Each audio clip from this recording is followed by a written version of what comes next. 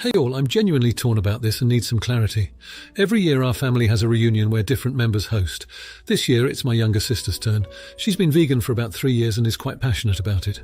We all respect her choices and make sure there are a good variety of vegan options whenever we have family gatherings.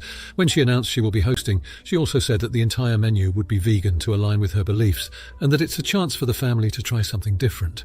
Some family members were excited, but others, including many of the older folks, were pretty upset and felt like they were being forced into her lifestyle, even if just for one meal. I spoke to her privately and asked if she would be open to including a few non-vegan dishes for those who aren't keen on a full vegan menu. She got quite defensive, saying this was her chance to showcase veganism and that for one meal, everyone can give it a go. I respect her beliefs, but I also think that forcing an entire family to adopt her choices, even if just for one meal, isn't fair. She's now upset with me for not being supportive and says I'm not respecting her choices. Am I the idiot? Update. Wow, lots of good thoughts. Thought I would answer a couple of questions here so they're not lost in the comments. 1. There is no set rota. The hosting goes to whoever wants to host the most, hasn't hosted before. In this case, she wanted to host. 2. We have managed to come to a compromise where people can bring their own food as long as it doesn't contain meat, which I think is fair. 3. Just for some more context, she works at a well-known UK fast food place, so has no issues handling/preparing/serving meat, although I get that this can be different at home. Now, for a few comments before the update. Comment 1. You're the idiot, it's one meal. Okay, fair enough if she spends the entire reunion as a lecture on veganism and actively tries to make her guests feel guilty. That would be wrong. But it's a vegan-hosted party. I really don't see the wrong in her showcasing vegan food there as everyone can eat it.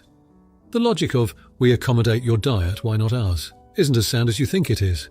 Her diet has to be accommodated for as her diet doesn't conform to the norms. She wouldn't have anything to eat if nobody actively thought to. Whereas everybody can eat what she's offering, they just don't want to. I honestly just think this is more about it being vegan than anything else. When I worked in a pub, we would write up new beers on chalkboard menus. I remember changing the sign to a new beer. The same guy who had bought it earlier and liked it came in a couple days later after I had added to the chalkboard vegan. I'd forgotten when I first changed it and updated it later. He must have forgotten he'd already tried it and absolutely balked at the idea of a vegan beer, haha. Same thing when I used to hand out free hot meals for Food Not Bombs, which if you don't know is an organisation that uses binned food from supermarkets to use up otherwise wasted food from being sent to landmills. Had a couple people happy enough to grab a free bowl knowing it was from a bin, but as soon as I said vegan would put it down again, haha. It's one meal though, it really won't hurt your family to try out her food. Comment 2. You're the idiot. It's one meal and she's hosting. People act like vegan meals come from Martian farms via teleportation. It's literally just everything you eat except for the meat, dairy and eggs. Honey, if you're going to be weird about it. It's like someone says the word vegan and people forget they have been eating vegetables and fruits for years. Oreos are vegan. There will probably be a fruit tray, some vegetables and dips, and some larger family-style dishes. If you are interested in being helpful, let her know some things you think will be crowd-pleasers. A burrito bar, baked beans, grilled vegetables. If anyone is upset, they can do whatever vegans have done for decades and bring a little something for themselves or eat before or after. Edit. If you want to offer some good faith help, remind your sister that a lot of people are sensitive to soy, and that she will want to label any food that has unexpected ingredients so nobody eats anything they're allergic to. Comment 3. Honestly, I think you're the idiot. Not in a big way, I get. It's not what you usually look forward to or are used to with meals. But it's one meal. I grew up with 2 vegetarian friends, whole family, and when they had me over, even as a kid, I knew I shouldn't expect or ask for meat. You say you respect her beliefs, but want her to go against them for you all in her own home. Veganism is based on a strongly held personal belief related to their morals, and in that way is similar to religion. You wouldn't go somewhere a Muslim is hosting and expect them to still serve pork to you because you love and eat it. You're asking her to put aside her beliefs for your taste. There is still tons of variety and delicious options with vegan food, so much. Be more open-minded to something different for one meal.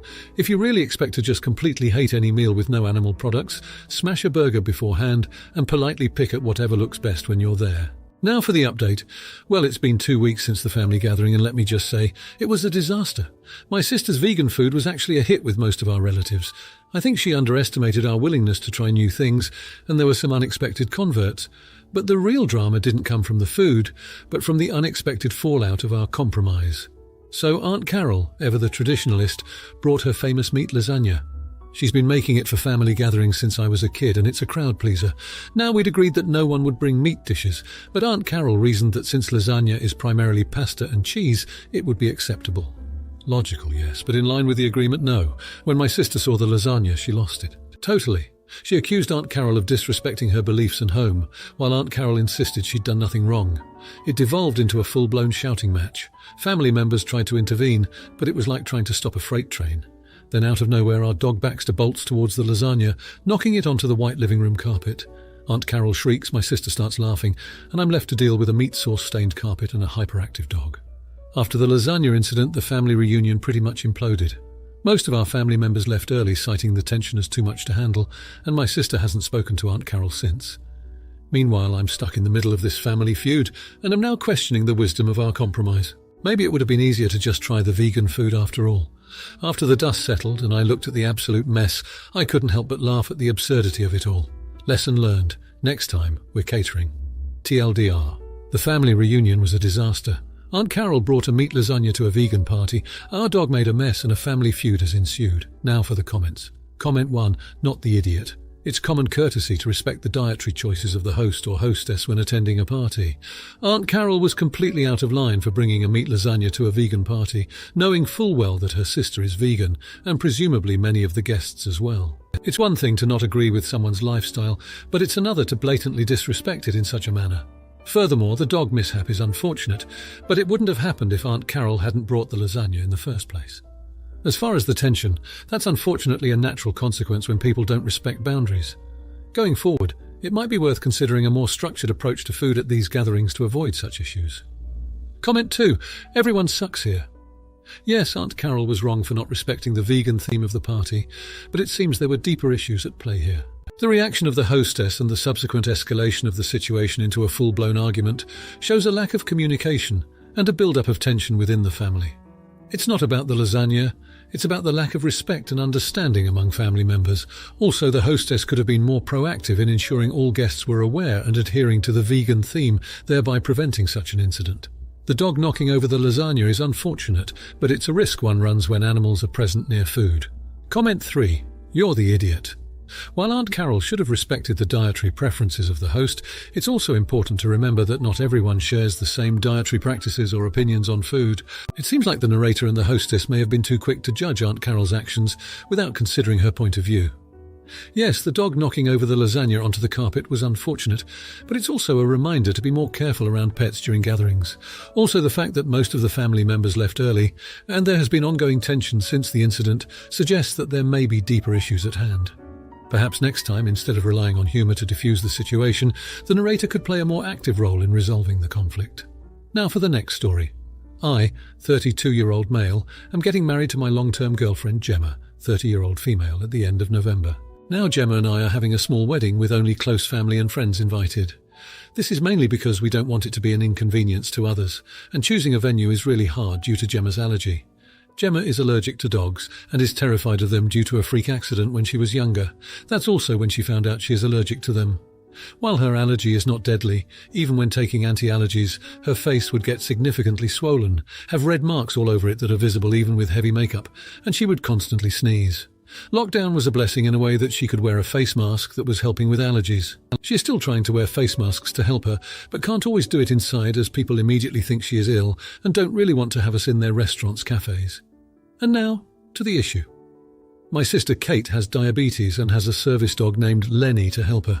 I absolutely adore him, and Gemma is not scared of him either. However, due to Gemma's allergies, I've reminded Kate not to take Lenny to our wedding.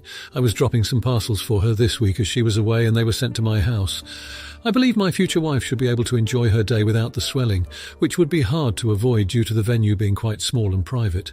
Gemma gets the reaction, even if there's a dog in the same supermarket, even if it doesn't touch her. My sister has reminded me that he is a service animal, and I can't ask her not to take him, but I have told her he is still a dog, and being a service animal doesn't miraculously cancel my wife's allergies, and she knew about them from the start. I'm not asking her not to take him to any family get-togethers, I am just asking her not to take him to our wedding. My sister and my mum both called me a jerk and are not talking to me. They have threatened not to come to the wedding, which I said is fine as I value my wife's comfort more. But still, am I the jerk? Now for a few comments before the update. Comment 1. So, your wife is supposed to get swollen and gets hives and sneeze and generally be miserable on her own wedding day. A wedding like this one doesn't take place without a bride. Guess who is not strictly essential to this wedding? Your sister. If they are okay with the bride being miserable, then these people are not interested in celebrating you as a couple. They can stay home. And please send them this post so that they can see from the comment just how awful they are being. Also, given that it is only for a few hours, and depending on the severity of her condition, is it possible to work out a solution? Like she constantly checks her blood sugar during the ceremony and then goes home after that? Or has a designated person with her to check on her and administer insulin or food when she needs it? I know that it is not the same as having a dog that can anticipate the changes in sugar levels, but it is worth thinking if there are alternatives. ETA. Not the idiot. Comment 2. So what's your sister's solution? Having your future wife suffer at her own wedding? Is this some kind of dominance play? It's true you can't ask someone to not bring a service dog, but you can uninvite your sister. You have to stick up to your wife, and it's good you are doing so. I'll predict the future now and say that you'll have to do that more often later on, because your sister and your mother will blame your wife for choosing her stupid health over your sister's dog. Not the idiot prepare for more fight in their future. Edit. Second language error happened. I mean, you can't ask someone not to bring a service dog, as in, she can bring it to public places by law. Asking, of course, is always possible. It made sense in my home country language. Comment 3. Cool. Kate can't come to the wedding and also can't come to your house. These two have conflicting needs, which means having to decide who takes priority in a situation. In Gemma's wedding, Gemma's home, Gemma's events in general, that will be Gemma. At Kate's home and Kate's events, that will be Kate. So when it's Kate's event, Kate's home, Gemma can take medication and wear a mask or not attend. When it's Gemma's event, Gemma's home, Kate can leave her dog home and monitor her diabetes in other ways or not attend. And your mum needs to mind her business, not the idiot. Now for the update. Okay, so you won't believe what happened. We decided to proceed with the small wedding despite Kate and Mum's threats. They didn't show up. I was devastated, but Gemma insisted we should have our day despite the family drama. But here's where things get interesting. Midway through the ceremony, we hear a commotion outside the venue. Gemma's face went pale. I knew it before I even turned around. Lenny. Kate had shown up with Lenny. I was furious, but Gemma, she surprised us all. She took a deep breath, looked at the dog and then at Kate. She asked if Lenny had been groomed recently. Kate nodded, a bit confused. Gemma then asked me to hold Lenny's leash. She popped an extra-strength antihistamine and gripped my hand tightly. She stood there next to me with Lenny a few feet away. There were a few sneezes, a couple of red blotches, but she stood through it all, smiling. Yeah, she and Kate aren't best friends now, but they're talking at least. Mum's still pissed at me, but she's also proud of Gemma. Truth be told, I'm still furious at Kate, but I can't help but admire Gemma's strength. Oh, and the best part, we found out later that Gemma's faced her fear not just for our wedding day, but she's been secretly attending therapy sessions to work on her cynophobia, fear of dogs. She didn't want her fear to dictate our future, how we attend family gatherings or whether we'd ever get a dog. But hey, one thing's certain, we're not getting a dog anytime soon. Now for the comments. Comment 1, not the idiot. You and Gemma made a decision to have a small wedding, which is your right. It's a celebration of your love and commitment to each other, and it should reflect your wishes. Kate's choice to disrupt the ceremony with Lenny, fully aware of Gemma's cynophobia, shows a lack of respect for your decisions. It's commendable that Gemma handled the situation so gracefully and even used it as an opportunity to face her fears. However, Kate should have respected your wishes and not tried to force a confrontation. Comment 2, not the idiot, but I would encourage you to have a conversation with Kate about her actions. It sounds like she might not fully understand the magnitude of the fear Gemma has been working to overcome. Although Gemma managed the situation well, it could have gone very differently. It's important that Kate recognizes her actions were not supportive or respectful. At the same time, it's great to hear that Gemma has been proactive in addressing her fears, and it's clear you respect and admire her strength. Comment 3, not the idiot. Not the fact that you're not planning on getting a dog despite Gemma's progress shows that you're both making decisions based on what's best for you as a couple, not just what others expect or want from you. That's healthy and shows a strong foundation for your marriage. You have every right to be upset with Kate for her intrusion. But remember, it's important to communicate these feelings constructively. It's clear that Gemma is making strides in therapy, and her actions at the wedding were a testament to her bravery. Continue supporting her in these endeavours. Now, for the next story. I, 25-year-old female, met Dave, 26-year-old male, in college. We dated, everything was great. We got engaged and moved in together. Within 10 months, I realised he had a serious issue with masturbation, laziness and some other stuff. Sue, 25-year-old female, has been my friend for years and was supposed to be my maid of honour. She was upset about the breakup, but one day called and said Dave asked her out. This was a few months after the breakup. I'm not a gatekeeper, I just said, Sue, he's not a good guy. You're like a sister to me, and I wouldn't want my sister involved in the same situation I just got out of. I added some situations. I said, hey, I'm not perfect either, but the relationship was far from balanced and was so toxic. The ring or apartment didn't help. She's a grown butt woman, and I told her to do what she wanted, but seriously. She said she understood. Next week they started dating. I just removed myself. I had blocked my ex and saw he sent me a message on socials, but blocked and deleted all of it. Now, a year and a half later. Side note, I caught my ex trying to mess with my birth control once, which made my intimacy drive trust just fall, and was a big domino in our breakup. He wants kids, yet can't bring himself to shower more than once in 3 days. She called me crying. They're now engaged, with the ring I gave back to him, and she's pregnant. She's at the end of her line. He doesn't help with the house and pays little on bills. He told her, his pregnant girlfriend, to go donate blood if she was so worried about money. I let her cry for an hour. How he's lazy and refuses to work, his negative attitude, and how he's sexting bots online, but how it isn't cheating since it's AI. How lazy and shitty he is. She even retold stories that I told her of what he did to me. I felt numb to listen to it and just thank God it wasn't me. This was what I was afraid of. This is why I left him. At the end, I just mustered, Sue, I told you this would happen when you started dating. Not like a sneery jab, just an emotional, honest one. She hung up. She hasn't tried to contact me since. Am I the idiot for trying to tell my BFF how my ex was when they started dating and being unsympathetic now that the same things I told her are coming true? Now for a few comments before the update. Comment 1. The moment she went out with the guy that was so awful for you, but no big deal to her, she stopped being your friend. She knew everything going in and deluded herself into thinking it would be different with her. I bet she also encouraged you two to break up because she secretly wanted him and could fix him, not the idiot. If she won't get herself out of the situation, I would cut contact TBH. And if you want to be particularly messy, open all those attachments right in front of her for the first time. I'm sure they're all weenie pics too. Comment 2. Not the idiot. It was weird for her to want to date your ex-fiancé. Most people would not do this. Additionally, it's weird because she knew the reasons you broke it off. She made a host of poor decisions and now she is pregnant. She needs to dump him. You gave her all the information she needed about this guy and she ignored you. She is an AH. Your ex is an AH. Comment 3. Not the idiot. How good a friend was she really, though? No good friend goes out with an ex a few months after a breakup. Dollars to donuts that they were already F-D'ing, and that's why she was so invested in you leaving your ex. She thought he was the prize. Now, for the update. It's been a month since I last spoke with Sue after that bitter phone call, and a lot has happened. I'm trying to process everything, but it's been tough. Sue's pregnancy has become complicated due to her stress levels. It's a high-risk pregnancy now. Dave hasn't changed a bit. He's still sexting other women online, and his laziness seems to have reached the peak. He skipped several doctor appointments that Sue had, leaving her to manage everything on her own. Sue reached out to me again 2 weeks after our last conversation. Her voice was weak and shaky. She was clearly exhausted. She told me she had found more explicit messages on Dave's phone from different women, some even congratulating him on the baby. As much as I'd like to say it didn't hurt, it did. She was supposed to be my maid of honor, my best friend, and there she was, stuck in the same mess that I'd once found myself in. Sue said she's considering leaving Dave, but she's scared. She doesn't want to raise a child on her own, and she's afraid of what other people will say about a single pregnant woman. I wanted to comfort her, tell her everything will be okay, but I found myself at a loss for words.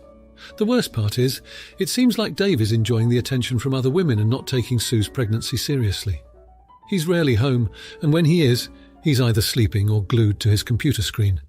He doesn't help her with anything, not even the simplest tasks like getting groceries or doing the laundry, and with her high-risk pregnancy, she could really use his help. I've been trying to be there for Sue, despite everything. I can't help but feel partly responsible for her situation. But at the same time, I can't help but feel relieved that it's not me dealing with Dave's immaturity and irresponsibility. It's a hell of a roller coaster of emotions, and I'm just trying to hold on. I wish Sue had listened when I warned her about Dave, but what's done is done, and all we can do now is try to move forward. Now for the comments. Comment 1. Not the idiot. Emotionally, this is an incredibly tough situation to be in, but logically speaking, you are not responsible for the actions of Sue's partner, Dave.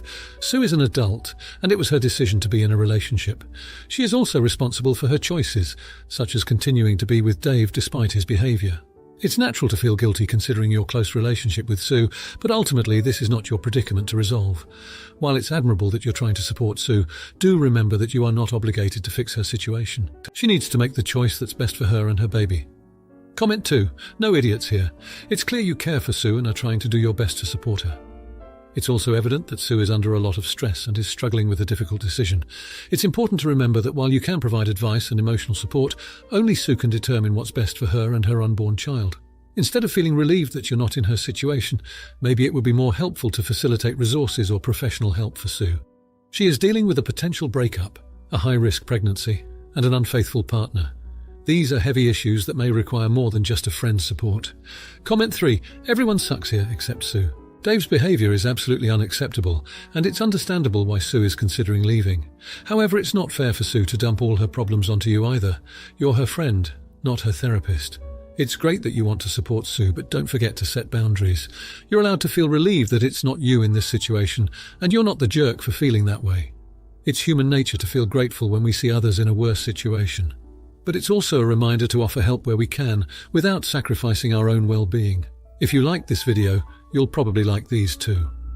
Also, while you're here, please consider subscribing. It's your support that keeps this channel alive and allows me to make better and longer videos. Have a great day.